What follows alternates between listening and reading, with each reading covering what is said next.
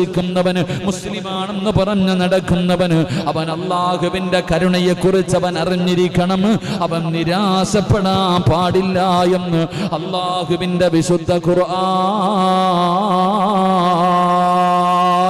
എന്റെ പ്രിയപ്പെട്ടവരെ, ജീവിതത്തിൽ എത്ര വലിയ പ്രയാസമാകട്ടെ, എത്ര വലിയ ഭയാനകമായ രോഗമാകട്ടെ, എന്തൊക്കെ സംഭവിച്ചാലും നിരാശ നമ്മുടെ ജീവിതത്തിൽ വേണ്ട, നിരാശ നമ്മുടെ ജീവിതത്തിൽ വേണ്ട. നമ്മുടെ അല്ലാഹുവിന്റെ കാരുണ്യത്തിൽ നിന്ന് വിദൂരമല്ല. അല്ലാഹുവിന്റെ വിശുദ്ധമായ ഖുർആൻ പറയുകയാണ്, നിരാശയാർക്കം നിറയുമോ, നിരാശയാർക്കം നിറയുമോ? വിശ്വാസിക്ക് നിരാശയില്ല. അല്ലാഹുവിന്റെ ഖുർആൻ പറയുന്നു, വല്ലദീന കഫറൂ ബിആയാതില്ലാഹി വലിഖാഇഹി